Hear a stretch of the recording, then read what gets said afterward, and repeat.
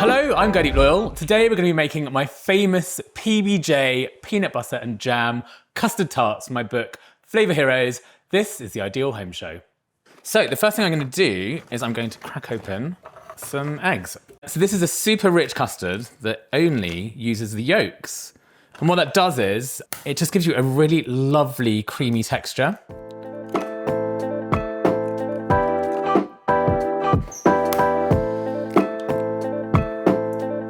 So then we're going to add 80 grams of caster sugar.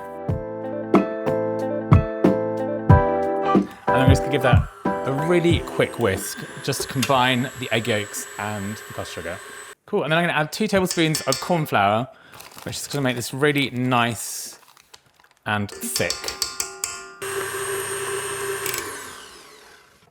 We're just going to use ready rolled short crust pastry.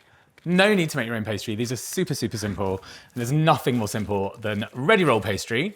So we're just gonna roll that out. And then what you're gonna do is you're gonna get your muffin tin and you want them to be a little bit bigger than the circumference of the top of the tin. The best way to do that is to find a cookie cutter, put it against that, and as long as it's a little bit bigger, that's the right size. So as I say, just cut a little bit around that cookie cutter just to make it just a few millimeters bigger. So this is going to fill the whole cookie cutter. So we're going to do 12 of these. So we're just going to brush these a little bit on the inside with a little bit of oil, just a neutral oil, which just helps to prevent them sticking. Just a tiny dribble is more than enough. And then just going to brush that in all the way to the top.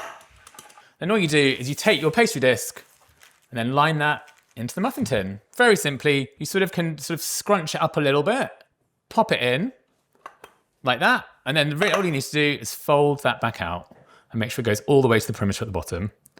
And there you go, you have a perfectly lined pastry tin.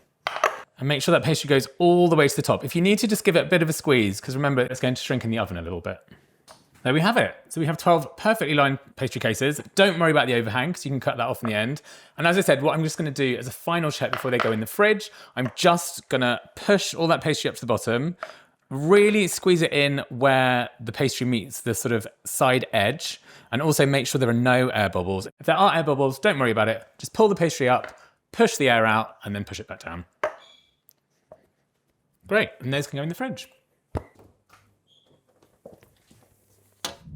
Looking for appliances you can trust to help you create more than just meals? With KitchenAid, you get more than just great tools. You get a brand that's been supporting home cooks and food lovers for over a century. So whether you're mixing dough, blending smoothies, or experimenting with new recipes, KitchenAid products are built for versatility and for lasting performance. Everything from the iconic stand mixer to blenders and food processors is designed to help you express your creativity and get consistent results every single time. And with new colours like Flutter for 2025, you can add a personal touch to your space while enjoying innovation you can count on. Click the link in the description. KitchenAid. Classic style, endless possibilities. So now what I'm going to do is I've got my double cream, 500 mils of it, and what we're going to do is we're just going to very gently heat that, and we're going to infuse it with 2 delicious flavours that go amazingly in custard, always vanilla and nutmeg. So I'm going to pour in a little bit of this delicious vanilla bean paste, and then also just a really lovely grating of nutmeg. And then all we're going to do is just very gently let that infuse. You don't want it to boil. You'd want it just to get just below boiling. So about 80, 85, 90 at the most. Let that very, very slowly and gently heat up. Great. So what we've got in here, we've got our eggs, we've got our corn flour, and we've got our sugar. And then we've got our very gently, just below boiling cream. And we're going to really slowly pour the hot cream into the eggs. Now, you don't want these to curdle. So the important thing to do is to do this very, very gradually. So I'm just going to add a tiny trickle in first. That's more than enough, just to temper those egg yolks. So that means you're just bringing those up to temperature. If you do it all at once, there is a risk that they can curdle, and you don't want that to happen if you want a super silky custard. So a little bit more. There you go, very, very gently.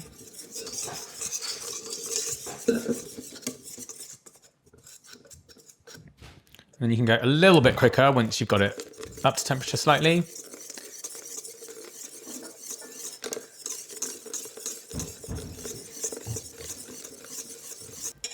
There you go. So it's very liquid, but this is going to be baking in the oven. So all we're going to do, we're going to pour that into a jug, and then, which means it's much easier for us later on. We're going to pour it into the pastry tarts. I'm just going to get some cling film and then put that down. And what you want to do is make sure the cling film is touching the surface, which prevents the skin forming. And also what you want to do is try and get rid of any of those bubbles that are on the surface, because those bubbles will just come into your custard as well. And all we do is leave that to one side once we start filling the pastry shells. So we've got our chilled pastry, and then this is a really fun bit. We're going to fill them with two things, peanut butter and jam. I always go for crunchy because it just has the most delicious texture. If you like smooth, that's all good. If you have the dark roasted peanut butter, that has an even deeper, more delicious flavour. And then whatever jam you like. Blackcurrant is delicious, strawberry is great. I like raspberry, which is what we're going to go for today, but go for whatever you like.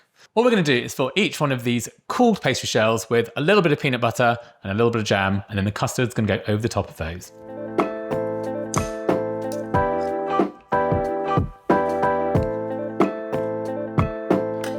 Right, so that's our layer of peanut butter, and I'm just going to use the spoon just to smush that into the bottom a little bit, just to make sure it's nice and even. And then we're just going to go in with our jam. So just a nice layer of jam over the top of that. And again, spread that out a little bit. There you go. Great. So we've got our pastry, peanut butter, jam, and then we're just going to fill them with custard and get them in the oven. A great tip is to put your muffin tray onto a baking sheet, which does a couple of things. Firstly, it makes it much easier to get into the oven. Secondly, it will catch any spillage from the custard that spills over. But what's really great about it is that the heat from the bottom of the baking sheet is actually going to heat the bottom of the pastry as well, which means no soggy bottoms. So we've got our custard. All I'm going to do is I'm just going to skim off some of those bubbles from the top, because as I say, those bubbles can prevent your custard from being nice and smooth. So we're just going to skim those away.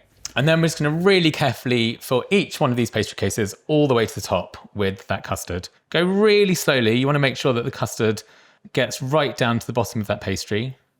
And then, and this is entirely optional, but if you like, add an extra little hit of nutmeg at the end, which just makes a really nice, which just gives you an extra burst of flavour and looks really lovely in the oven when they come out.